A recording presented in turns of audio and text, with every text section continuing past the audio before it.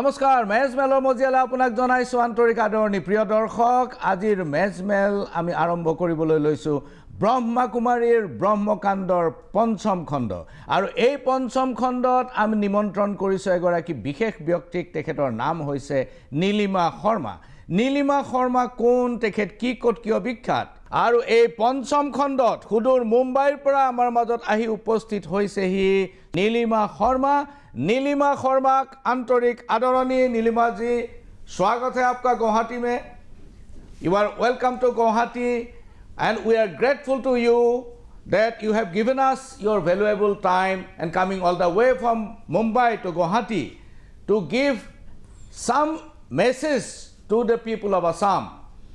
नीलिमा जी मैं आपको सवाल हिंदी में भी पूछूंगा और असमीज में भी पूछूंगा पहले आसामीज आपुनी ब्रह्मकुमारीर लगत किमान दिन जड़ित हो आसिल ब्रह्मकुमारी से आपका नाता कितना दिन तक रहा कितना दिन आप बिताया ब्रह्मकुमारी आश्रम में ब्रह्मकुमारीज में मैंने 20 इयर्स अपने दिए हैं और करीबन 8 साल से मैं उनसे अलग हूँ पूरी तरह से लेकिन अभी भी ब्रह्मा कुमारीज को पूरी तरह से छोड़ने के लिए मुझे आपको चीज़ें बतानी पड़ेंगी जिसमें आप मुझसे प्रश्न करेंगे तो निकल के बातें आएंगी कि तो मैं 8 साल से आपका ब्रह्मा कुमारी से कोई रिश्ता नहीं है 8 बছৰ আপোনাৰ কোনো সম্পৰ্ক নাই ব্ৰহ্মকুমাৰীৰ লগত यस बिल्कुल संपर्क नहीं है আপুনি ब्रह्मकुमारी 20 বছৰ आसिले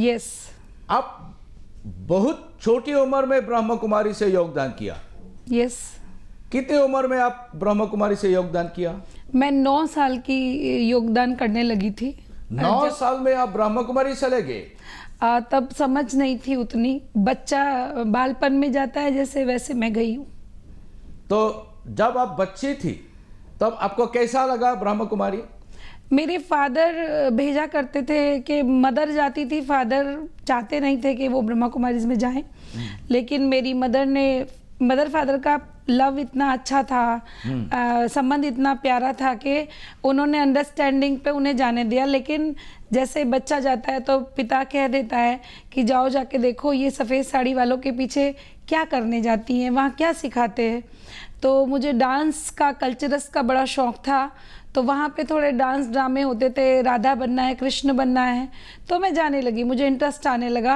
और मैं पापा को भी आके पॉजिटिव बताने लगी जबकि मुझे नेगेटिव चीज़ें वहाँ उस समय क्योंकि बचपन था पता नहीं चली कि नेगेटिव चीज़ें क्या है सिर्फ मुझे अच्छा लग रहा था नीलिमा जी आप ब्रह्मकुमारी छोड़ के एक नॉर्मल लाइफ आप लीड कर चुका है अभी ब्रह्मकुमारी आप क्यों छोड़ दिया ब्रह्मकुमारी से आपका नाता क्यों छीन लिया देखिए मैं अगर जीवन की बात करूं तो आपके सामने एक अभी यंग ब्लड ही बैठी हूं अगर एज की बात ज़्यादा ना करूं तो मुझे ये दुख है बड़े दुख के साथ मुझे कहना पड़ रहा है कि मेरे जैसे बहुत सारे जीवन वहाँ ख़राब हो रहे हैं और ख़राब क्यों हो रहे हैं छोड़ा क्यों है छोड़ा इसलिए है कि मैंने बहुत सारी गलत गतिविधियां वहां अपनी आंखों से देखी क्या है वो गलत गतिविधियां मैं मैनेजमेंट कमेटी के बीके निर्वेर जो सेक्रेटरी जनरल ब्रह्मा कुमारीज रहे हैं फिर से नाम बताइए BK Nirwair secretary general BK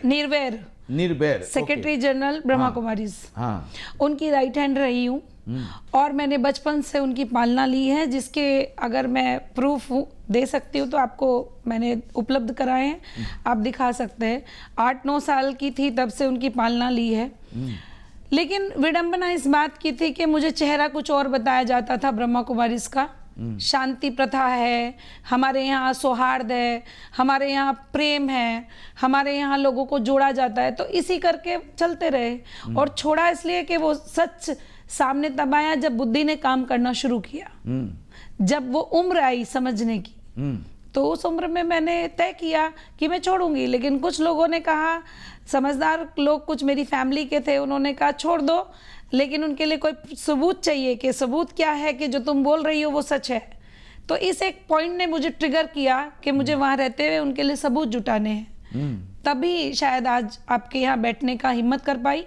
अगर मैं तभी छोड़ देती तो शायद मैं क्योंकि आज फिल्म लाइन से बिलोंग करती, तो फिल्मों में क्या होता है, जब विलन के किसी व्यक्ति को पता चल जाता है कि विलन बहुत गलत कर रहा है, तो फिल्मी सीन है कि उसे गोली मार दी जाती है।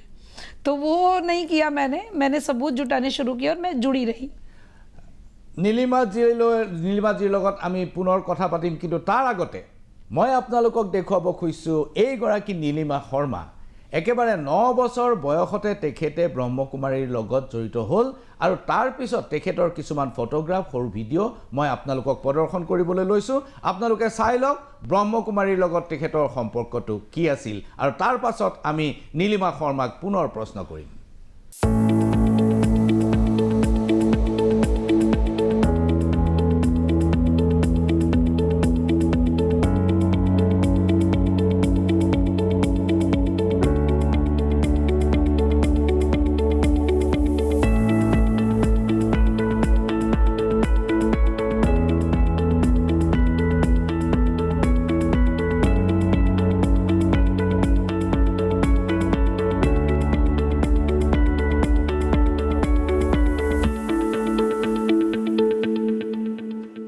আপোনালোকে দেখিলে যে নীলিমা শৰ্মা যি 9 বছৰ বয়সত ব্ৰহ্মকুমাৰীৰ লগত জড়িত হৈছিল, এটা সময়ত আজিৰ পৰা 8 বছৰ আগতে তেখেতে ব্ৰহ্মকুমাৰী এৰিবলৈ বাধ্য হ'ল, আৰু তেখেতে কৈছে যে তেখেতসকলৰ যিবোৰ গলত গতিবিধিয়া, অৰ্থাৎ যিবিলাক তেওঁৰ চকুত লগাকৈ বেয়া কথা চকুত পৰিছিল, সেইবোৰৰ প্ৰমাণ তেখেতে গোটাবলৈ লাগিল। नीलिमा शर्मा जी, अब मैं सवाल करूंगा कि कौन सा गलत गतिविधियां आपका नजर में आई और कैसा सबूत आपका पास में है जिससे आपको मजबूर कर दिया जब मैंने ब्रह्म कुमारी छोड़ना जरूरी है? देखिए, सबसे ज़्यादा जो मुझे लगा वहाँ गलत गतिविधि है कि छोटे बच्चों को मैनिपुलेट करना। अगर छोटा बच्चा है तो हम बचपन से फाउंडेशन लगाते हैं कि हमारा धर्म क्या है, हमारी संस्कृति क्या है, हमारे आचरण क्या है। वो पहले धर्म संस्कृति पे सबसे पहले वार करते हैं, जैसे कि लोगों को डाइवर्ट किया जाता है सनातन की आड़ में, सनातन के फोटोज़ लेकर के, सनातन का ज्ञान न देकर किसी और धर्म का, मैं नाम नहीं लेना चाहती, ज्ञान दे रहे हैं। दूसरी चीज़ सबसे ज़्यादा जो हर्ट मुझे की है बात, जब वो बच्चा बड़ा होता है, 16 से 20 की उम्र में आता है, 8 से 9 से 16 तक की उम्र में आपने उसका बचपन ले लिया, और 16 से जब 20 की उम्र में आता है तो वहाँ उसे मज़दूर बना दिया जाता है, उसकी जवानी को मज़दूरी में लगा दिया जाता है। उन्हें वहाँ फ्री के मज़दूर मिलते हैं। वो ये नहीं देखते कि कौन किस घर से आया है, कौन कैसे, वो मज़दूर क्यों बन जाते हैं। तीसरा प्रश्न आता है कि मज़दूर बन क्यों गए, अगर उन्होंने बनाए तो वो एक निश्चय पत्र भरवाते हैं जिसका मैं प्रूफ दे सकती हूँ, जिसके अंदर लिखा है कि अगर संस्था के नियम कायदों को न माना जाए तो हम जो मर्जी सज़ा देंगे आपको, और हमारे से वो निश्चय पत्र भरवा लिया जाता है। भर क्यों देते हैं? क्योंकि हमने ऑलरेडी उनकी चीज़ों को अपना लिया है, हमारे बचपन से उनका फाउंडेशन लग चुका है, हमारे अंदर वो डाइवर्टेशन हो चुका है कि हम जो वो कह रहे हैं उसमें एक लाइन लिखी हुई होती है, बहुत ख़राब लाइन है। आज की समझ से बोल रही हूँ मैं, उस समय समझ नहीं थी। जो खिलाओगे वो खाएंगे, जो पिलाओगे वो पिएंगे, जो जहाँ बिठाओगे बैठेंगे, जहाँ सुलाओगे वहाँ सोएंगे, और जब गलती हुई तो आप जैसे मर्जी सज़ा देंगे। और उसमें उन्होंने अपनी भाषा में लिखा है, अगर हम जब चाहें तब उसे निकाल सकते हैं, जब चाहें जो सज़ा दे सकते हैं, उसमें आपको आपत्ति नहीं होनी चाहिए। इस पे परिवार के साइन होते हैं। तो ये एक बहुत बड़ी विडंबना है, ये मुझे बहुत बुरी तरह झंझोड़ती है। आज मेरे लिए इमोशनल एक डैमेज है ये। और फिर जब वो 23 साल का होता है और 23 साल से वो 30 साल का होता है, आज मैं 30 की उम्र में हूँ, तो वो बहुत कुछ लॉस कर चुका होता है। उसका गोल्डन पीरियड, पढ़ाई का पीरियड इस तरह ख़त्म होता है कि 34वां पॉइंट बोलते हैं, विनाश आ जाएगा। इस करीबी पढ़ाई को भूल जाओ, जो तुमने पढ़ा है सब कुछ भूल जाओ, नहीं पढ़ा है तो पढ़ने मत जाना, लौकिक पढ़ाई विनाश हो जाएगी, अलौकिक पढ़ाई पढ़ो। अलौकिक पढ़ाई जब पढ़नी शुरू की तो तब तक तो 20 से 27 साल जो होते हैं वो समझ के होते हैं, वो डेवलपमेंट के होते हैं, और उसमें समझ आने लगता है। और क्योंकि मैं एक हिंदू ब्राह्मण परिवार से हूँ, पैतृक ब्राह्मण हूँ, गौतम वंशी हूँ, तो मुझे तो समझ आ गया था, सप्त ऋषियों में से ऋषि गौतम है, मैं उनकी संतान हूँ। और धीरे धीरे मेरे पारिवारिक माहौल से, सनातन के माहौल से मैं उस ज्ञान को जोड़ने लगी, और जैसे जैसे मैंने उस ज्ञान को जोड़ा तो वो ज्ञान बिल्कुल डिफरेंट था। वो मेरे घर की सभ्यता से, सनातन की सभ्यता से ज्ञान बिल्कुल डिफरेंट था। तो सनातन की ये जो ब्रह्मा कुमारी हैं जी, ये सनातन के खिलाफ काम कर रही जी है? बिल्कुल। कैसे? देखिए, मैंने मेरे घर में, मेरे ब्राह्मण परिवार के अंदर ऋषि गौतम जो थे ना, वो बहुत बड़े ऋषि थे। कभी सीता जी के लिए पढ़ाने के लिए उन्हें अपॉइंट किया गया था। ये मैं मेरे ज्ञान से नहीं, ये मैं उस ज्ञान से कह रही हूँ जहाँ देवी गार्गी का जिक्र होता है कि सीता जी की गुरु देवी गार्गी थी, मैं इतना जानती हूँ। और देवी गार्गी को सीता जी ने स्वयं अपनाया था और गुरु गौतम से ये आंसर किया था कि आप जब अहिल्या जी को श्राप दे सकते हैं तो आप मुझे क्या पढ़ाएंगे। तो ऋषि गौतम के सारी जीवन कथा मैंने पढ़ी है, क्योंकि मैं ब्राह्मण में ही ऋषि गौतम की संतान गौतम हूँ। तो मेरा जो गोत्र है, अगर हम सभी हिंदू गोत्र से जाने जाएं तो सच बताती हूँ, हम कटेंगे नहीं, बटेंगे नहीं, छटेंगे नहीं, मिल जाएंगे, क्योंकि सप्त ऋषियों की ही संतान है हिंदू। अगर सिर्फ हम लोग अपने गोत्र से जाने जाएं तो हम इकट्ठे हो सकते हैं। ये मुझे ज्ञान था मेरे घर से, तो मैं उनके ब्रह्मा कुमारी के ज्ञान को और सनातन के ज्ञान को मिक्स करने लगी। जब मैं मेरे ननिहाल में जाती थी तो मेरा ननिहाल कौशिक है, तो कौशिकी से कौशिक आया, और वो लोग ज्योतिष का ज्ञान रखते हैं, वो लोग पत्रों का ज्ञान रखते हैं, वो लोग पत्रे बनाते हैं, शुक्ल जो होते हैं वो सब कुछ बताते हैं कि कब हमारा ये हिंदू धर्म शुरू हुआ, कब सनातन की बेल लगी और सनातन में से क्या क्या निकला। तो वो मुझे पता था। घर की छुट्टियों में जब जाती थी तो वो सुनती थी। तो मैंने कभी सनातन में नहीं सुना था कि शंकर और शिव अलग अलग हैं। यहाँ संस्था बता रही है ब्रह्मा कुमारी ईश्वरीय विश्वविद्यालय लिख करके, पहले तो ईश्वरीय विश्वविद्यालय ही गलत है, उस पर भी आप एक बहुत बड़ी डिबेट कर सकते हैं। सेकेंडरी, शंकर और शिव अलग अलग हैं, भाई ये क्यों बताया तुमने, मेरे अंदर क्वेश्चन था। तीसरी सबसे बड़ी बात, हमने कहा है कि विष्णु जी ने अवतार लिए, सिर्फ पालनहार ने अवतार लिए, और हमारे यहाँ इतने अवतारों की बात आती है, 18 पुराणों की बात आती है, 18,000 श्लोकों की बात आती है। 18 पुराणों में से हमारी एक पुराण जिसको श्रीमद् भागवतम कहा गया है, श्रीमद् भागवतम के विषय में ब्रह्मा कुमारी कुछ नहीं जानता, सिर्फ गीता के विषय में जानता है।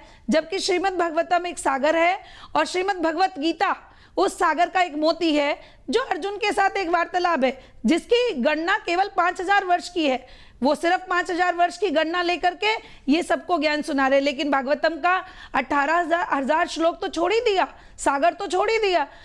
अगर भागवतम की बात मैं करूं साहब, जैसा कि आपने प्रश्न किया है, तो भागवतम में भगवान के चमत्कारों की बात होती है, लेकिन सनातन के अंदर जहां श्री कृष्ण को भगवान बताया गया, वहीं ब्रह्मा कुमारी में श्री कृष्ण को मात्र एक देवता बताया गया, और वो भी काल्पनिक।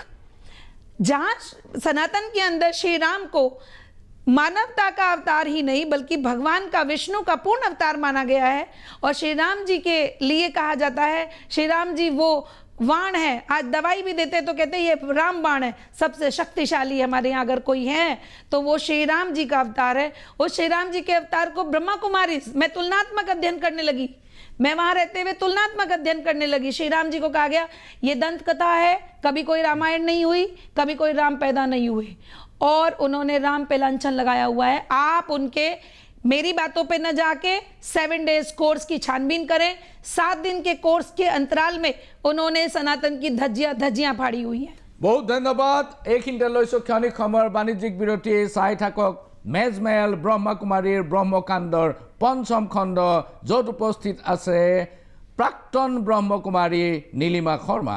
পুনৰ ঘূৰি আহিছোঁ মেজমেলৰ মজিয়ালৈ, আৰু মেজমেলত চলি আছে ব্ৰহ্মা কুমাৰীৰ ব্ৰহ্মকাণ্ডৰ ৫ম খণ্ড, য'ত উপস্থিত আছে प्राक्तन ब्रह्म कुमारी कुमारी नीलिमा शर्मा।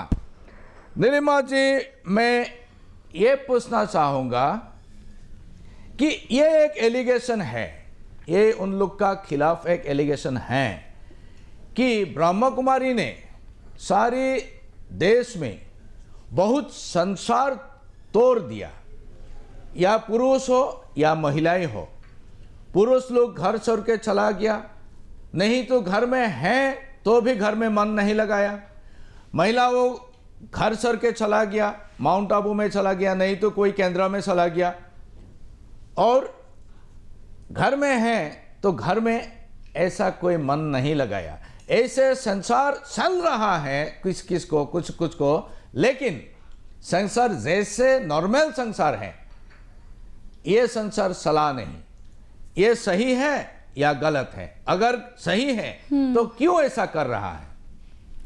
देखिए सर, मैं तो यहाँ जो आपके पास पहुँची हूँ, मैं आपको सच बताऊँ, मेरा ब्रह्मा कुमारीज में बिल्कुल इंटरेस्ट नहीं है।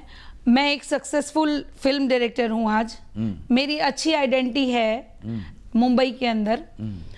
मैंने इन 7-8 वर्षों में अपने ऊपर बहुत मेहनत की है। लेकिन अगर मैं आज आपके सामने हूँ, आप सच बताऊं, आपने जो ये क्वेश्चन किया है ना, सिर्फ इसकी वजह से हूँ साहब। ये जो आपने क्वेश्चन किया है सर, सिर्फ इसकी वजह से मैं आज आपके सामने हूँ। नहीं तो मुझे कोई ज़रूरत नहीं थी। मैं आराम से अपनी लाइफ जी सकती थी, मैं आराम से लग्जरियस लाइफ अपनी इंजॉय कर सकती थी। ब्रह्मा कुमारीज को मैं छोड़ चुकी हूँ। मुझे कोई ज़रूरत नहीं है इस प्रोपेगेंडा में पढ़ने की, इस झंझट में पढ़ने की। लेकिन क्योंकि आपने सोसाइटी से रिलेटेड प्रश्न किया, और मैं पराग न्यूज़ का बहुत धन्यवाद करती हूँ तहे दिल से, अपने मन से आपको बहुत सारी शुभकामनाएं देती हूँ कि अगर आपने इसी तरह हिंदुत्व के लिए काम किया, आपने परिवारों की बात की, आपने सोसाइटी की बात की, तो ज़रूर ज़रूर इन सोसाइटीज़ के अंदर जो हार्म पहुँच रहा है, जो दीमक लगी हुई है कल्ट्स की, ये कल्ट्स की दीमक दूर हो सकती है। अगर आप जैसे काम कर रहे हैं, अगर ऐसे सभी न्यूज़ चैनल काम करते, तो ये चौथा पिलर कहलाने वाला मीडिया तो शायद यहाँ चेंजेस ला सकता था। बहुत गंभीर प्रश्न है आपका।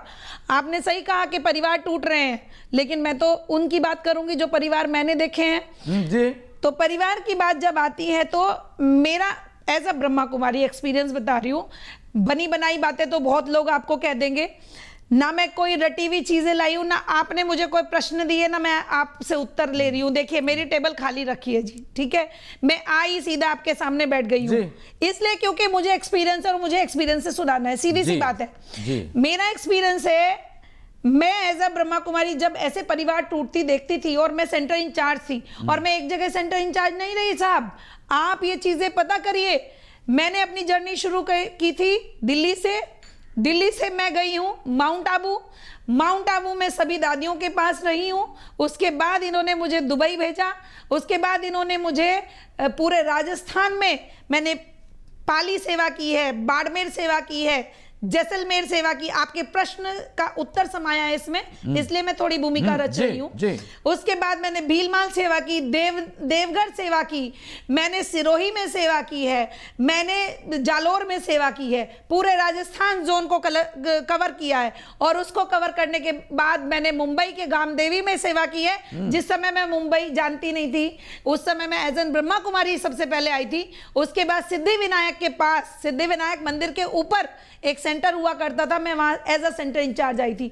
और मैं आज तक कहीं भी छोटी बहन बन के नहीं आई। इन्होंने हर जगह मुझे यही कह के भेजा, आप बहुत अच्छे स्पीकर हो, आप बहुत अच्छा काम कर रहे हो, आप करिए। क्यों? क्योंकि मेरे सुनने से लोग प्रभावित होते थे। अब क्या हो गया कि ये बात आई, जो प्रश्न आपने किया है सर, कि परिवार टूट रहे थे, तो धीरे धीरे मैं देखती थी बहनों से, कोई पत्नी रो रही है, कोई पति रो रहा है, बच्चे छूट रहे हैं। तो वो मेरी बुद्धि चलती थी सनातन वाली, तो मैं कहती थी देखिए ये पत्नी परेशान है, इसको समझाइए कि इसका पति इसका कद्र करे, उसके बच्चे हैं छूट जाएंगे। तो वहां की बहनें कहती थी नहीं छोड़ो, हमें क्या जरूरत है, मोह माया छूटेगी तो ये यहाँ कुछ लेके आएगा, पैसा। अच्छा सुनिए, है ना। अच्छा सेकेंडरी, अगर मानो पति परेशान है और पति चला गया है और पत्नी घर में है, तो पत्नी बच्चों को लेकर रुल रही है, और पति वहां आ गया सेंटर पे, और बहनें से उस पति को ये समझाने से गई कि आप दोनों पैचअप कीजिए, आप दोनों सब काम कीजिए, ठीक से रहिए। एक प्रश्न मैं करती हूँ sir, what is your good name साहब? मैं प्रशांत, पहली प्रशांत। हाँ जी। तो मैं कहती हूँ आप अपने नाम का मान तो रखोगे ना, जो आपका नाम है। मेरा नाम नीलिमा है, तो मैं पूछती थी मेरे नाम का मतलब क्या है जी, मेरे नाम का अर्थ क्या है? तो मेरे नाम का अर्थ है, मेरे नाना जी ने बताया, नीलिमा माना आकाश की नीलिमा, ऊपर जो नीलिमा दिखती है, नीला आकाश दिखता है। तो मैं सोचूंगी वैसा दिखना चाहिए मेरा जीवन। आप लिखते हो ओम शांति आपका मंत्र है, और आप लिखते हो तो प्रजापिता ब्रह्मा कुमारी ईश्वरीय विश्वविद्यालय। अगर मैं इसकी संधि विच्छेद करूं, हिंदी वाले शायद मुझे समझेंगे, और मैं असमिस के लिए तो इसलिए कहती हूं, आप कोई ऐसा नहीं है देश का पार्ट नहीं है, असम हमारे देश का पार्ट है, हार्ट पार्ट है, सबसे स्वच्छ कंट्री के अंदर राज्य में रहते हैं आप ऐसी जगह हैं जहां शक्ति की, शक्तिपीठ का एक इतना सुंदर वर्णन है, कामाख्या देवी, माँ कामाख्या, जिनको मैं पूजती हूँ। और मेरे को बहुत दुख के साथ आपको बताना पड़ रहा है कि मैं कामाख्या देवी के लिए एक दिन निकालती, पर मुझे जल्दी जाना है, पर मैं माँ कामाख्या देवी का जिक्र इसलिए कर रही हूँ। अगर मैंने माँ कामाख्या देवी का जिक्र ना किया तो फिर असम में आने का मेरा फायदा क्या। तो असम एक ऐसा स्टेट है जो हार्ट है हमारे भारतवर्ष का, एक ऐसी जगह है जहां से शक्ति की बात होनी चाहिए। तो शक्ति की बात जब आती है तो प्रजापति की बात आती है, जो ब्रह्मा कुमारी प्रजापति लगा रहा है। शक्ति की बात आती है तो मां पार्वती की बात आती है, उस सती की बात आती है जिसका अंग यहां गिरा है। जब प्रजापति की बात आती है, शक्ति की बात आती है तो वो अंग कैसे गिरा, उस प्रजापति की बात कर रहा है ब्रह्मा कुमारी। इसलिए हर में सनातन धर्म के इस प्रजापति शब्द से भी हर में ब्रह्मा के बेटे थे प्रजापति, जो ब्रह्मा कुमारी लगा रहा है। नहीं लगाना चाहिए। प्रजापति ब्रह्मा कुमारी जो लगा रहा है, प्रजापिता लगा दिया इन्होंने, अब पहले प्रजापति कर दिया। प्रजापति, आप जानते हैं प्रजापति कौन थे? तो मैं आपका संधि विच्छेद भी अगर करूं नाम का तो भी संस्था फॉल्ट में है। आप बताइए, जिन कामाख्या देवी को हम यहाँ पूज रहे हैं, मैं असमिस से पूछती हूँ, हम सारे भाई बहन हैं यहाँ पे, मैं भी आप ही की बहन हूँ, आप ही की बेटी हूँ, जहां पे मां कामाख्या देवी के दर्शन करने में आई हूं, जिनकी वो बेटी थी, जब यज्ञ में स्वाहा हुई थी सती मां, उसके बाद चक्र से विष्णु ने शिव का मोह भंग किया था और यहाँ मां की योनि गिरी थी। और अगर यहाँ बांझ नारी भी आकर पुत्र की प्राप्ति करे तो ब्रह्मपुत्रा का जल जो लाल हो जाता है कुछ दिन के लिए, मंदिर के अंदर का अंग, वो वहां उसको बांझपन से मुक्ति देते हैं। जहां मां की आरती में गाते हैं, हे मां तू तो बांझों को पुत्र देने वाली है। तो मैं पूछती हूं, उनके पिता प्रजापति का नाम ब्रह्मा कुमारी ने कैसे यूज कर लिया? उसकी डेफिनेशन दे ब्रह्मा कुमारी। नाराज हूं मैं इस बात से। फिर आगे चलते हैं। प्रजापिता ब्रह्मा कुमारी, ईश्वरीय, व्हाट इज द ईश्वरीय? ईश्वरीय क्या होता है? बैकुंठ चतुर्थी मना के आए हैं कल हम, तो ईश्वरीय शब्द का आपको अर्थ नहीं पता। बैकुंठ चतुर्थी से ईश्वरीय शब्द आया है, ईश्वर से ईश्वरीय शब्द आया है, और वो ईश्वर विष्णु से जुड़ा हुआ है, जिस विष्णु ने सती के अंग अंग कट इसलिए किए थे कि शिव का मोह भंग हो और किसी तरह ये दुनिया का कल्याण हो।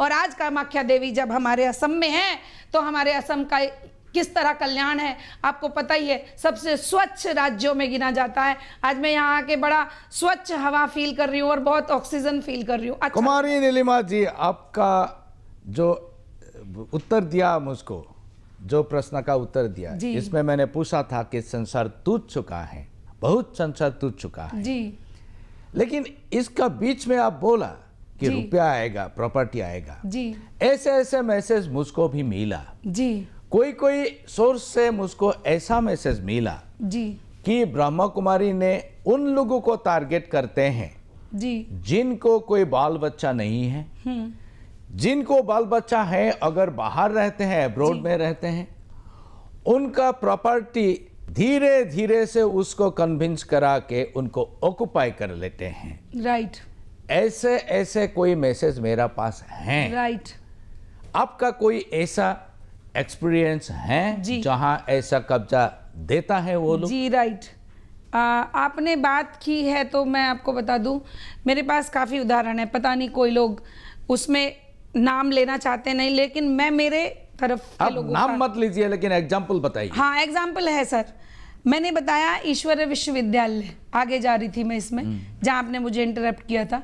अगर वो ईश्वरीय विश्वविद्यालय और शांति की संस्था है तो ब्रह्मा कुमारी कहता है मेरे प्रश्न करने के बाद कि परिवार क्यों टूट रहे हैं, मैंने पूछा एज एन ब्रह्मा कुमारी, तो उन्होंने कहा कि ये तो पहले से टूट रहे थे, इनमें तो तलाक पहले से होने वाला था, इनके तो रिश्ते पहले से खराब थे। और शुक्र है ना ऐसे सर, रिप्लाई देते हैं। और शुक्र करिए कि ये हमारे यहाँ आ गए तो क्या बुरा हो गया आ गए। तो मेरा प्रश्न ये हुआ करता सर, इनके बहुत पर्टिकुलर प्रश्न, पर्टिकुलर आंसर हैं और रटे रटाए आंसर है। आप जब भी पूछोगे किसी परिवार के बारे में, इनके रटे रटाए। उसका बीच में झगड़ा था, उसका डाइवोर्स होने वाला था, हाँ, तब आ गया हमारा पास क्या फर्क पड़ता है। लेकिन यही रेडीमेड आंसर है। सॉरी, लेकिन मेरा कहना ये है as an Brahma Kumari, as a जिम्मेदार, जब मैं ब्रह्मा कुमारी हूं तो मैंने ये पूछा कि आप ये बताइए, आप तो शांति की संस्था हैं, आप तो पॉजिटिव थिंकिंग सिखाते हैं जी। तो जब कोई लड़के आपके यहाँ आया, झगड़ के आया, पति आया, तो आप पति को बोलिए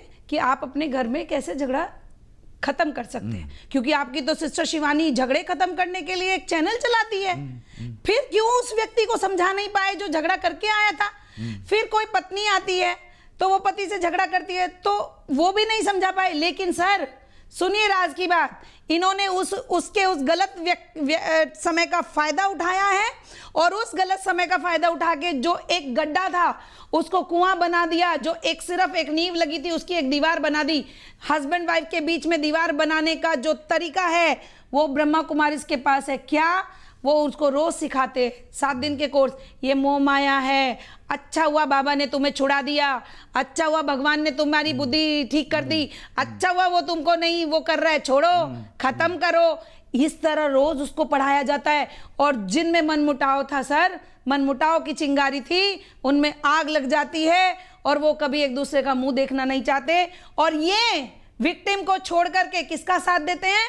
जो ब्रह्मा कुमारी में जाकर एक राक्षस का रूप धारण कर लेता है और उस व्यक्ति को डिफेम करने भी कई बार आ जाते हैं। बहुत ধন্যবাদ। এইখিনিতে লৈছো ক্ষণিক সময়ৰ বাণিজ্যিক বিৰতি, চাই থাকক মেজমেল। পুনৰ ঘূৰি আহিছো মেজমেলৰ মজিয়ালৈ আৰু মেজমেলত চলি আছে ব্ৰহ্মা কুমাৰীৰ ব্ৰহ্মকাণ্ডৰ ৫ম খণ্ড। প্ৰিয় দৰ্শক, আমাৰ মাজত উপস্থিত আছে সুদূৰ মুম্বাইৰ পৰা আমাৰ মাজলৈ আহিছে আৰু মুম্বাই চলচ্চিত্ৰ জগতৰ এগৰাকী সফল পৰিচালক কুমাৰী নীলিমা শৰ্মা। नीलिमा जी, आप 2000 साल 2000 में ब्रह्मा कुमारी से जोड़ा था। जी बिल्कुल। 2000 साल का बाद एक वीडियो निकला जी, आपका तरफ एक XBK जी ये वीडियो रिकॉर्ड किया जी। ये वीडियो मैं आपको दिखाना चाहता हूँ। दिखाइए प्लीज। BK में जो सबसे बड़ी एक मिस कॉन्सेप्ट वहाँ पर शुरू हुआ है वो है 5000 साल का ड्रामा जी। ठीक है। और 5000 साल के ड्रामा में BK के लोग इतनी बुरी तरह से फंस चुके हैं अब जी। कि वो उस चीज़ को सिद्ध नहीं कर पा रहे हैं। आज की बात सिर्फ बेहद की आत्माओं के लिए ही पहुंच रही है। तो बेहद के बाप इतनी बड़ी अलमाइटी अथॉरिटी वो डायरेक्ट नहीं आ सकते, उनको डायरेक्ट कोई फेस ही नहीं कर पाएगा। वो डायरेक्ट नहीं, उनका सब कार्य गुप्त रीति से चलता है। गीता का ज्ञान जो है ना, ये BK के लिए बहुत बड़ा मोटिव है। उनके जीवन का लक्ष्य ही यही था जी। पर उन लोगों के जीवन का लक्ष्य अब बिल्कुल बदल गया है। प्रकाश मणि दादी ने तो लिखित में लिख के सर्कुलर भेज दिया था। इवन मैंने भी उस सर्कुलर को पढ़ा था कि आप अपने अपने घरों में राशन पानी रखें। और माउंट आबू में जो भी अपना पांडव भवन है वहाँ पर सब में राशन पानी भरा गया कि 2000 में विनाश होने वाला है। बिल्कुल। उसके बाद 2012 में गुलजार दादी ने बोला अब बटन दबाएं, मतलब विनाश का बटन दबाएं। तो ये सारी चीजें क्यों नहीं हो रही हैं, इसके ऊपर ये बेहद के बच्चों को ध्यान देना होगा कि अगर अलमाइटी अथॉरिटी विनाश चाहते, देखिए वाणियों का पॉइंट आता है कि जो विनाश कहेगा उसका ही विनाश हो जाएगा। इस वीडियो में नीलिमा जी ये बताया गया कि साल 2000 में एक सर्कुलेट किया कि 2000 में दुनिया विनाश हो जाएगा, आपको राशन पानी को जुगाड़ करके रखो। फिर भी 2012 में एक मैसेज दिया कि बटन दबाओ का विनाश का, तो विनाश सामने है। तो 2000 साल में ऐसा कोई सर्कुलर आपने देखा? देखिए अब फिर वही सनातन की बात आती है जो आपके यहाँ पर मैं करूं, मैं क्या धर्म की धरती पर क्या बात करूं? मेरा क्वेश्चन वेरी स्पेसिफिक है कि 2000 साल में ऐसा कोई सर्कुलर आया? नहीं, सर्कुलर आया है इनका। हाँ, सर्कुलर आया है। अच्छा, ये सर्कुलर फिजिकली आया है। वो सिस्टर ने बोला कि उसको भी मिला है सर्कुलर। मुझे भी मिला था। आपका भी मिला था? यस। अच्छा, आगे बढ़िए आप बोलिए। हाँ, तो मैं ये बोलना चाहती हूँ कि मैंने ये 2 चीजें पहले ही आपको क्लियर कर दी कि भागवतम में से निकला हुआ मोती है श्रीमद् भगवत गीता। 18 पुराणों में से एक पुराण है श्रीमद् भागवत, जिसका ज्ञान ब्रह्मा कुमारी को बिल्कुल नहीं है। आपके यहाँ उषा बहन आ रही है, ज्ञान सुनाने आ रही है, गुवाहाटी में आ रही है जी। और यहाँ आने के बाद वो श्रीमद् भगवत गीता सुनाती है, श्रीमद् भगवत पुराण नहीं सुनाते ये। जबकि श्रीमद् भगवत में से श्रीमद् भगवत गीता अर्जुन के साथ हुआ एक वार्तालाप है जो 5000 वर्ष का जिक्र करता है। वो 5000 वर्ष का जो जिक्र है साहब, वो सिर्फ इन्होंने अर्जुन और भगवान के वार्तालाप में से लिया है। इसलिए इन्होंने भगवतम पुराण न पढ़ के उस 5000 वर्ष के एक मोती को उठा लिया है और उस मोती में से ये 5000 के चक्र में लटके हुए हैं और पूरी दुनिया को 5000 के चक्र में अटका दिया है। अच्छा, ये जो 5000 वर्ष का चक्र है जी, और वो जो श्रीमद् भगवत गीता का इंटरप्रिटेशन है इन लोगों को, जी, श्रीमद् भगवत गीता का इंटरप्रिटेशन है, बीच में बाबा लेखराज भी आ जाते हैं क्या बीच में? 5000 वर्ष का ही सर इन्होंने उठाया ना, पूरी पुराण तो पढ़ी नहीं, तो 5000 वर्ष में ही इन्होंने सबको अटका दिया, ईसाइयों को, बौद्धियों को, इस्लामियों को और अपने दादा लेखराज को, सबको। अच्छा, ऐसे क्या क्या इंटरप्रिटेशन है इनका गीता का? सर इनका गीता का इंटरप्रिटेशन, हाँ शॉर्ट में बताती हूँ, बहुत ही बेकार इंटरप्रिटेशन है इनका, बहुत ही खराब। जैसे कि मेरे को एक पूरी प्लेट दे दी जाए भोजन की और उसमें से मैं सिर्फ वो खा लूं जो मुझे अच्छा लगता है और मैं बोल दूं सारा भोजन खराब है या मुझे समझ में नहीं आया। इसी तरीके से श्रीमद् भगवत पुराण है, एक पूरी पुराण है, आप समझ लो, सब लोग, सभी दर्शक जो सुन रहे हैं वो सब भी समझे। 18 पुराणों में से एक पुराण है श्रीमद् भगवत पुराण, जिसमें भगवान के चमत्कारों और भगवान के भक्तों का जिक्र है, जिसको वो नहीं करना चाहते क्योंकि देवता बताते हैं कृष्ण को ये भगवान नहीं, तो यहाँ वो श्रीमद् भगवत को हाथ भी नहीं लगाते हैं। लेकिन श्रीमद् भगवत में से ही एक चीज निकली है जहां पर अर्जुन से वार्तालाप कर रहे हैं भगवान, कर्म की बात कर रहे हैं, कर्म की फिलोसफी की बात कर रहे हैं, जिस पर आपके यहाँ पे प्रोफेशनल कोर्सेज होते हैं। इन्होंने वो कर्म की फिलोसफी का वो अर्जुन के साथ हुआ वार्तालाप उठा लिया है और वो 5000 वर्ष का है। ये बिल्कुल सही बात है, गलत नहीं है, सही है। वो 5000 वर्ष पहले ही हुआ था। लेकिन 5000 वर्ष पहले जो हुआ साहब, आगे अगर भगवतम देखें तो वो लाखों वर्ष का है ये पूरा चक्र। उस लाखों वर्ष में इन्होंने वो छेड़ा ही नहीं और सिर्फ 5000 वर्ष पे अटके हुए हैं, उसी में सबको लिप्त कर दिया है साहब। सो विनाश का ये जो चक्कर है जी, ये हर लोगों को विनाश का डर दिखाते हैं क्या? अब सर 5000 वर्ष में इन्हें बैकुंठ बनाना है, इनकी आइडियोलॉजी के हिसाब से, बेकार आइडियोलॉजी। 5000 वर्ष में ही इन्हें दुनिया छुड़ानी है, 5000 वर्ष में ही इन्हें देवता भी बन जाना है। तो 5000 वर्ष में तो शास्त्रीय पद्धति अनुसार तो पॉसिबल ही नहीं है ना, तो कैसे 2000 में आया हुआ इनका जो सर्कुलर है वो सिद्ध हो जाएगा? होगा ही नहीं सर जी। वो लोग जो समर्पित होते हैं, जो बहना समर्पित होते हैं जी, ये समर्पित बहना को काम क्या होते हैं यहाँ? मैंने शुरू से, जब आपने पहला प्रश्न किया था, शुरुआत ही ऐसे की थी कि 16 साल की उम्र से और 26 साल की उम्र तक, 16 से 26 साल की उम्र तक वो मजदूर होते हैं। मजदूर माना बिल्कुल मजदूर। मैंने गुजरात में रह के ट्रेनिंग की, वहाँ ये मजदूरी देखी। क्या क्या काम किया आपने? मैं जिस घर से आती हूँ वहाँ तो मैंने कुछ नहीं किया था, लेकिन नहीं किया था। जब भी मैं ये कहती थी मुझे कुछ नहीं आता, तो इन्होंने मुझे एक लाइन बताई, जैसे कहते हैं ना माना नास्तिक, हाँ माना आस्तिक। ना करोगे तुम नास्तिक हो, भगवान को नहीं मानने वाले, हाँ करोगे तो आस्तिक हो, तो हाँ जी करो, हाँ जी का पाठ पक्का करो, ये इनकी मुरलियों में लिखा है। हाँ जी का पाठ पक्का करो माना अगर ये कहते हैं कुएं से कूद जाओ तो हाँ जी कूद जाता हूँ, यहाँ तक की बात है सर, पूरा एक जिहाद है, ठीक है।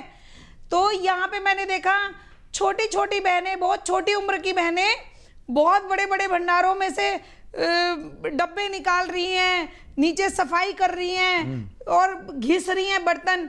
साहब मैं डर गई। मैंने जो ट्रेनिंग की, 6 महीने की ट्रेनिंग थी, वो 6 महीने मौन रहना है, चुप, किसी से बात नहीं करना है। मैं चुप रहने वालों में से थी नहीं, मुझे चुप रहना तो घुटन लगता था। तो मैं जब गई वहां पर और 6 महीना वो चुप रहे, निर्भय भाई ने भेजा था, उसके प्रूफ है मेरे पास, क्योंकि मनोहर इंदिरा दादी ने शरीर छोड़ दिया था जिनके पास मैं रहती थी, माउंट आबू, तो मुझे नडियाद भेजा गया।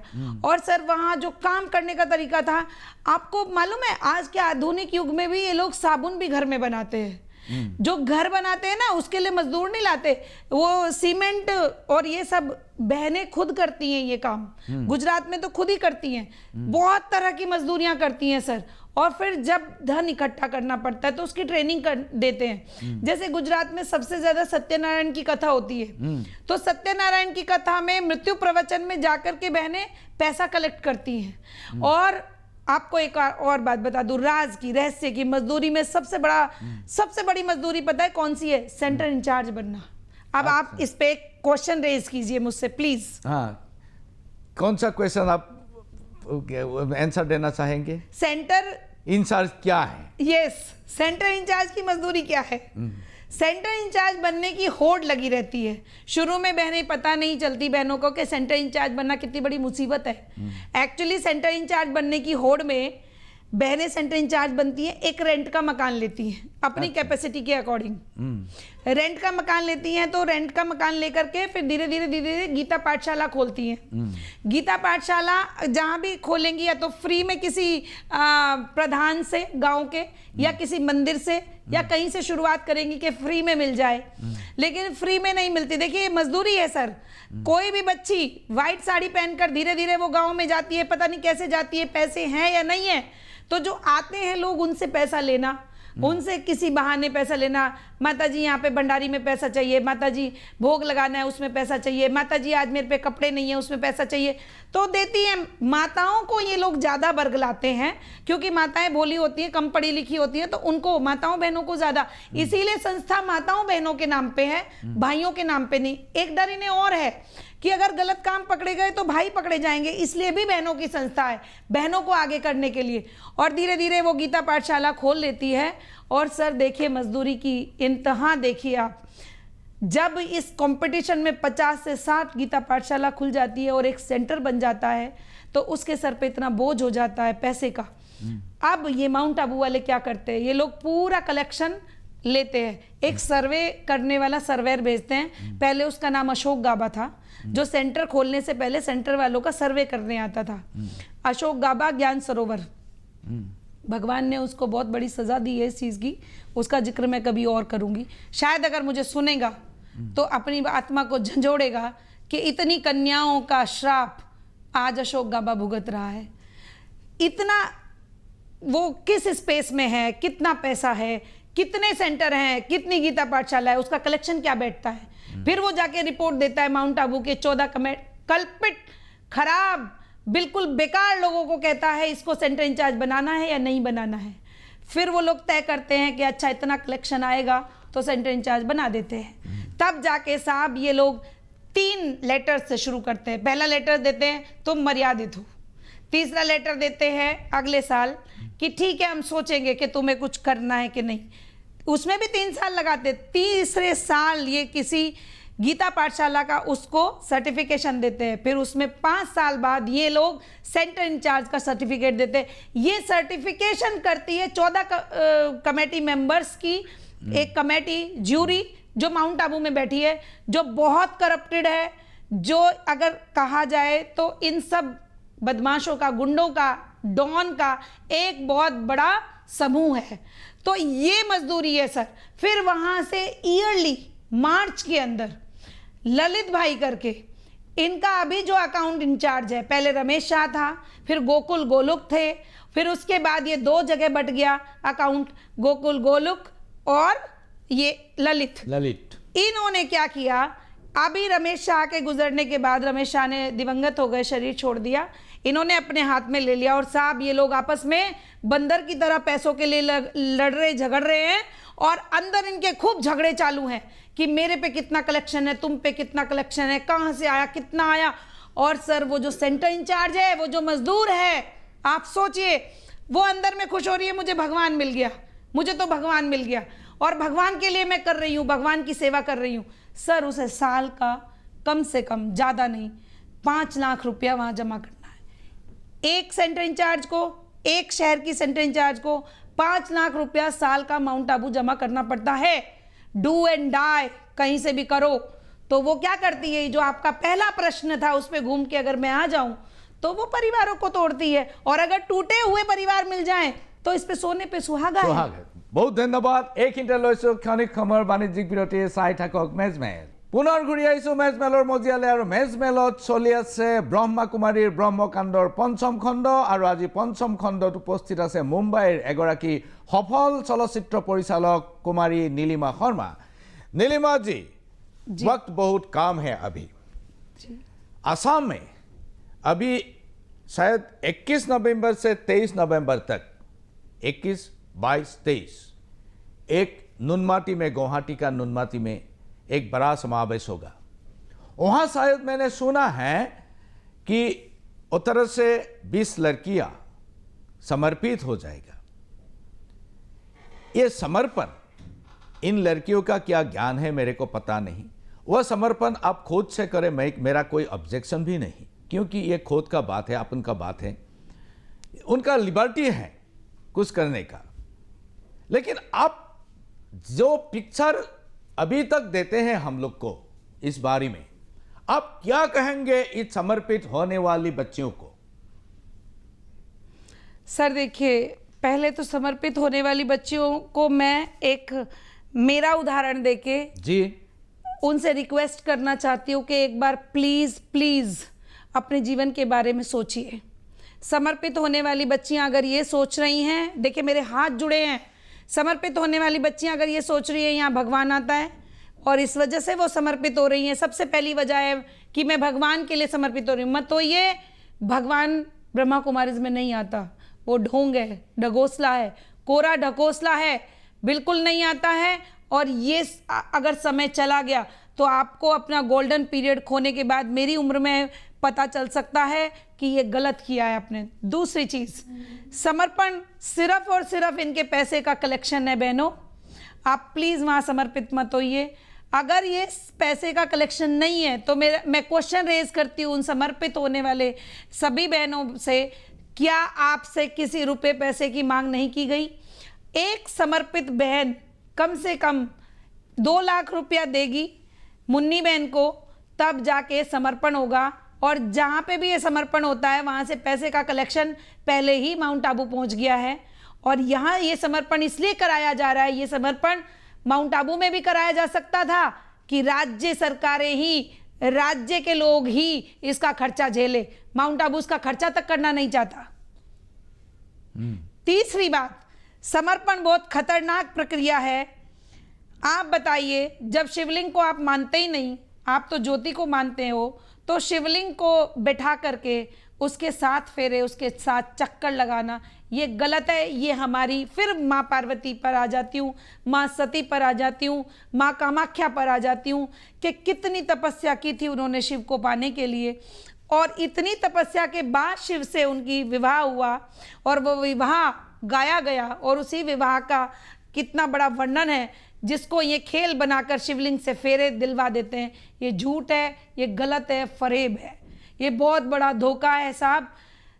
चौथी बात सबसे ज़रूरी बताने जा रही हूँ मैं, जो माँ बाप आज आपको प्यार करते हैं वो सिर्फ आपके प्यार के कारण, देखिए न्यूज़ चैनल तो नहीं कहेगा कि वो आपकी जिम्मेदारी लेता है, पर मैं एज अ ब्रह्मा कुमारी, मैं निकली हुई ब्रह्मा कुमारी नहीं हूँ, मैंने इनके निकालने के प्रोसेस को आप ही के कारण चैलेंज किया है। जो समर्पित हो गए, जो फंस गए, जब मैंने इनकी गलत गतिविधियां देखी, इन्होंने कहा हम तुम्हें निकालते हैं, तो मैंने उस निकालने के लेटर को माउंट आबू के कोर्ट के अंदर चैलेंज किया है कि आप निकालिए और बताइए निकालने का और रखने का आपका प्रोसेस क्या है। आपको मैं बता दूं कि निकालने और रखने के प्रोसेस को आज तक 5 सालों में ब्रह्मा कुमारीज आबू रोड कोर्ट में साबित नहीं कर पाई और मुझे निकाल नहीं पाई। आपका कमरा, मैंने सुना आपका कमरा अभी भी है वहाँ? जी, न्यू डायमंड हाउस 26 नंबर कमरा मेरे पास है। और मुझे जज साहब ने हिदायत दी थी कि नीलिमा जी आप तो अंदर है, अंदर जाइए। और गलती से मैं ये समझ के कि शांति प्रिय संस्था है, मैं अंदर चली गई और इन्होंने गुंडागर्दी से वहाँ से हमें निकालने का प्रयास किया। आज मेरी फैमिली नहीं चाहती कि मैं इन गुंडों में आमने सामने आऊँ। बहुत गलत संस्था है, बहुत बुरा होने वाला है। अगर यहाँ समर्पण होने वाला है तो ये कुछ इस तरह से है जैसे रुक्मणी जी ने, मैं तो फिर सनातन की बात करती हूँ हर बात पे, भगवान कृष्ण को पत्र लिखा था कि शिशुपाल से मेरा विवाह हो जाएगा, नहीं तो मुझे बचा लीजिए। तो ये बहुत गलत है। विवाह की बात करके आपसे आपके इमोशन से खेला जा रहा है। समर्पण बिल्कुल गलत है साहब। समर्पण पे रोक लगनी चाहिए और भारत सरकारों को पूछना चाहिए। मैं सरकारों से विनती करती हूं कि समर्पण के पीछे राज क्या है। नीलिमा जी, पिछले एपिसोड में मैंने दिखाया हम लोग को, दर्शक को, कि एक उम्र, बहुत ज़्यादा उम्र का आदमी, वो दैनिक जागरण में एक स्टोरी निकला जी। वो लिखा है, वो बोला है रिपोर्टर को कि 50 साल मैंने ब्रह्मा कुमारी को सेवा किया जी। जब मेरा रुपया था, हमारा तन मन धन संपत्ति सब उनको दे दिया। हमारा जब संपत्ति था, हमारा जब रुपया था, तब ब्रह्मा कुमारी हमारा पीछे था, हमारा आमने सामने था, हमारा दे वर अराउंड मी। बट अब मैं बुढ़ा हो गया, अब मेरे को देखभाल करने का कोई नहीं है। ऐसा एक इंटरव्यू दैनिक जागरण में वो दे चुके हैं। तो ऐसा घटना भी होते हैं हिंदुस्तान में ब्रह्मा कुमारी का चक्कर में। सर ये एग्जाम्पल एक नहीं है, ये एग्जाम्पल बहुत हैं। अगर आप मेरी बात न मान के माउंट आबू चक्कर लगा दें एक बार, तो आपको ऐसे पागल बूढ़े, 2 शब्द बोलते हैं वो, क्या बोलते हैं? पागल बूढ़े घूमते हुए बहुत मिलेंगे। ये ब्रह्मा कुमारी के शब्द हैं कि ये पागल बूढ़े घूम रहे हैं। अरे उस समय तो उल्लू बन गए, समर्पित कह रहे हैं ये अंदर, और दे दिया अपना सब कुछ। अब इन्हें खटिया चाहिए, अब ये मरेंगे यहाँ पर, जाते क्यों नहीं यहाँ से। ये इनके वर्ड हैं सर। और इन्होंने हर किसी गृहस्थी के साथ यही किया है। पर विडंबना इस बात की है, मैं भी हूँ उसमें, कि हम तब नहीं समझते जब हमें समझना चाहिए। हम तब समझते हैं जब हमारा वो गोल्डन पीरियड निकल जाता है। एक्चुअली जो वृद्ध है ना हमारे देश का, वो इसलिए जाता है क्योंकि हमारे यहाँ ये सच्चाई है। एक बहुत बुरी बात हो रही है कि श्री राम जैसा बेटा बनना बेटों ने बंद कर दिया है। एक्चुअली क्या हो गया है कि बच्चों के साथ माँ बाप के जो क्राइसिस हैं वो इतने ज़्यादा बढ़ गए हैं, तो माँ बाप सोचते हैं जो हमारी सेवा करेगा हम उनको दे देंगे सब कुछ। यही बात है। और वो सब कुछ उठा करके ब्रह्मा कुमारी इसको देते हैं, क्योंकि ब्रह्मा कुमारी हनी ट्रैपिंग करते हैं। हनी ट्रैपिंग माना, आप देखिए, आप बहुत नॉर्मल भाषा में बात कर रहे हैं सर मेरे साथ, मैं भी नॉर्मल भाषा में बात कर रही हूँ। अगर कोई मनुष्य है तो गुस्सा भी करेगा, जोर से भी बोलेगा, तेज भी बोलेगा, वो कभी भी ना ऐसा नहीं बोलेगा। मैं थोड़ा एक्टिंग करती हूँ प्लीज जी। ओम शांति। आपको मैं बताती हूँ कि आपको कैसे अपने परिवार से अलग होकर के, माया से न्यारे होकर के आपको शांति मिल सकती है। ये जो शांति है ना, वो इस सारी माया से आपकी मोह भंग करके आपको मोक्ष तक लेके जाएगी। आप अगर ये करेंगे तो यहाँ पर भगवान के नाम पे देने से लाख गुना मिलेगा स्वर्ग में। और स्वर्ग में जाने के लिए आपको ये 7 दिन का कोर्स करके अपने जीवन को अच्छा बनाना है। सर मुझे भी ट्रेनिंग मिली है ये बोलने की। वो जो उनका नारा है, कम बोलो मीठी बोलो, कम बोलो मीठा बोलो धीरे बोलो। हाँ, यही नारा है। क्योंकि अगर इकट्ठे हुए तो बोलेंगे, बात करेंगे, चर्चा होगी, तो ना इकट्ठे हो ना बोलो। बिल्कुल अंग्रेजों वाली पॉलिसी है सर, डिवाइड एंड रूल। इनको इकट्ठे नहीं होने दो। इकट्ठे हुए तो मिलेंगे तो बात करेंगे तो सामाजिक मुद्दे उठेंगे। आज मैं और आप मिले हैं तो बात कर रहे हैं ना सर। इस तरह की बातें ये नहीं चाहते, इसलिए वो हनी ट्रैपिंग करके हमारे बुजुर्गों को बरगला करके उनने 50 इयर्स के जब वो हो जाते हैं तो 50 इयर्स में उनके बच्चों से जब क्राइसिस हो जाते हैं उनसे सारी प्रॉपर्टी अपने नाम करा लेते हैं। और ऐसे बहुत से उदाहरण हैं। और जिस उदाहरण को मैं खुल के बता सकती हूँ वो मेरी एक फ्रेंड है आगरा की दामिनी। उसके माँ बाप से उसका पूरा सब कुछ लेकर के इन्होंने बहुत बुरा झगड़ा किया हुआ है। ऐसे मेरे पास काफ़ी उदाहरण है। 2 सगी बहनों की हत्या हुई जिनको इन्होंने कह दिया आत्महत्या है। वो लड़का आज कोर्ट में केस लड़ रहा है, आगरा के कोर्ट में। दोनों सगी बहनें सेंटर पे मर गई और ये कहते हैं आत्महत्या हुई। मेरा प्रश्न है, ये आपका ये do you think that this is a murder? ये सच्चाई है सर, ये मर्डर है, ये सच्चाई है। क्योंकि मैं भी वहां रहती थी। क्या हुआ, मैंने जब फॉरेस्ट ऑफिसर को राखी बांधी तो फॉरेस्ट ऑफिसर ने एज अ ब्रह्मा कुमारी मुझे नसीहत दी दिल्ली में। मैडम आप लोग राखी बांधने आ जाते हो, आपको शर्म आती है? माउंट आबू के अंदर आपने हमारी ज़मीनें घेर ली हैं। तो मैं कहती हूँ कैसा इल्ज़ाम लगा रहे हैं आप ब्रह्मा कुमारी पे, क्योंकि मैं उस समय ब्रह्मा कुमारी थी।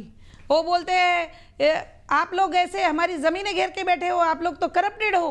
फॉरेस्ट लैंड ग्रैब किया था जी, तो मैंने बोला ये मेरा ना। वो 2 बहना के बारे में आई है, 2 बहनें क्या हुआ उसका? और वो 2 बहनें मर गई आगरा में, और कहते हैं कि आत्महत्या कर ली है, लेकिन आत्महत्या नहीं है। इसका प्रूफ है, उसका भाई केस लड़ रहा है आगरा के अंदर। और मैं कहती हूँ चलो भाई का पास क्या सबूत है? भाई कुछ बताया आपको? सर भाई तो सबको बता रहा है, भाई तो आज खुली कोर्ट में बता रहा है, लेकिन मैं अपना परसेप्शन बताती हूँ, क्योंकि मैं एज अ ब्रह्मा कुमारी, सुनो आप मुझे, मैं अगर ये कहती हूँ अगर आपके यहाँ आत्महत्या हुई, चलिए आप कहते हैं मर्डर नहीं हुआ, आत्महत्या हुई, मेरी क्या जिम्मेदारी बनती है एज अ ब्रह्मा कुमारी कि अगर कोई व्यक्ति आता है कहते हैं जी उनका तो पहले से प्रॉब्लम चल रहा था, उसने हमारे यहाँ आके आत्महत्या कर ली। आत्महत्या की क्यों? आप तो पॉजिटिव सिखाते हो, आप उसको पॉजिटिव कर देते तो वो आत्महत्या क्यों करता? आप तो टीवी पर बैठकर लोगों को कहते हो हम डिप्रेशन से दूर करते लोगों को, तो फिर वो आत्महत्या क्यों करता है? वो तो ठीक हो सकता था। सर हजारों केस हैं जिन्होंने आत्महत्या की है, क्या हजारों आत्महत्या करते हैं क्या? हजारों केस हैं जो माउंट आबू के आबू रोड केस के अंदर सिर्फ एफआईआर लगती है। मैंने क्वेश्चन किया है आबू रोड के अंदर कोर्ट में कि साहब ये नंबर वाइज एफआईआर क्यों लग रही हैं, किसी पे चार्जशीट में कुछ लिखा क्यों नहीं है? तो ये चीजें भी चल रही हैं सर, बहुत बड़ा करप्शन है। और एक बात, प्रशासन को गुमराह किया जाता है अपनी हनी ट्रैपिंग से, अपने मीठे बोलने से। जहां तक बात आती है राष्ट्रपति जी की, माननीय राष्ट्रपति जी जाती हैं या माननीय प्रधानमंत्री जी जाते हैं, वो सिर्फ अपने ऊपर से बातें ये बताते हैं, इसलिए जा रहे हैं। जिस दिन सच्चाई सरकारों को पता चली तो मैं उम्मीद करती हूँ भारत सरकार से कि ऐसा कुछ नहीं होगा कि एक्शन ना हो। जिस दिन सच्चाई पता चलेगी साहब, पराग चैनल जैसे लोगों से या और लोग जो इसमें मुहिम में आएंगे, जरूर सरकारें काम करेंगी। मुझे न्याय में बड़ी उम्मीद है सर। 3 लाइन में बताइए आपका लास्ट अपील असम की जनता को। मेरी अपील है आपसे, असमी सभी जनता से, सभी मेरे भाई बहनों से कि यहाँ पर संजय अग्रवाल जी मेरे संपर्क में आए और बहुत अच्छी तरह से उन्होंने आपके असम के विषय में चिंता की, क्योंकि वो ब्रह्मा कुमारी से परिचित हैं, वो भी पीड़ित हैं कुछ चीज़ों में। और उन्होंने कहा मैं नहीं चाहता कि ब्रह्मा कुमारीज को कुछ कहा जाए, मैं नहीं चाहता ब्रह्मा कुमारीज को कुछ बताया जाए। मैडम मेरी आपसे रिक्वेस्ट है कि आप मेरे असम के लोगों को बचाएं, आप मेरे असम के लोगों के लिए बात करें। आज मैं पराग चैनल में अगर बैठी हूँ तो संजय अग्रवाल जी के कारण मैं उनका बहुत तहे दिल से धन्यवाद करना चाहती हूँ कि आप सबको वो 3 लाइनों में एक मैसेज देना चाहते हैं कि ब्रह्मा कुमारीज में जाने से पहले अपने परिवार के विषय में सोचें, वो परिवार तोड़ते हैं। दूसरी लाइन, आप ब्रह्मा कुमारीज में जाने से पहले अपने बच्चों के बारे में सोचें, वो आपके बच्चों को देने वाले धन को आपसे लेना चाहते हैं, आपकी संपत्ति लेना चाहते हैं। तीसरी बात, ब्रह्मा कुमारीज में जाने से पहले आप ये समझ लेना कि आपको वो कुछ ऐसी स्थिति में छोड़ देंगे जब आप हस्बैंड वाइफ इकट्ठे कभी हो ही नहीं पाओगे और आप इस जीवन में सिर्फ लड़ते लड़ते एक दूसरे का कभी मुंह नहीं देखोगे। तो असमीज के लिए खास मुझे यहाँ लाया गया है और मैं धन्यवाद करती हूँ उन सब का जो मुझे कोशिश करके यहाँ बिठाने में संजय अग्रवाल जी के साथ लगे कि किसी भी तरह असम के लोगों को पता चलना चाहिए कि ब्रह्मा कुमारीज एक खतरनाक कल्ट है, ब्रह्मा कुमारीज की आइडियोलॉजी कुछ नहीं है, ब्रह्मा कुमारीज सनातन धर्म की चीज़ों को उठा करके छिन्न भिन्न करके आपको ज्ञान सुना रहा है। जो आपको गुवाहाटी में अभी उषा बहन सुनाने वाली है वो भी करप्टेड ज्ञान है, उनके पास कुछ भी नहीं है। भगवान के नाम पर ठगी करने का एक संगठन है ब्रह्मा कुमारीज। बहुत धन्यवाद कुमारी নীলিমা जी। प्रिय दर्शक, ब्रह्मा कुमारीर ब्रह्मकाण्डर आमी 5টা खण्ड इतिमध्ये सम्प्रचार करिलो।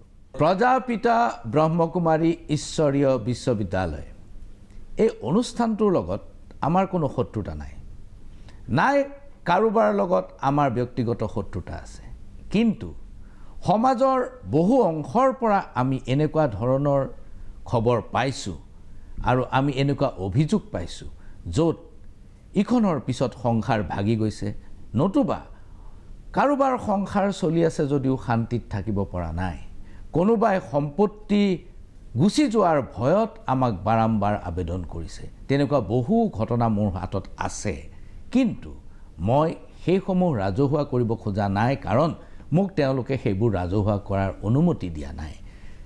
ভৱিষ্যতৰ দিনবিলাকত এনেকুৱা ধৰণৰ সংঘাতত লিপ্ত নহ'ব পালেই ভাল পাম।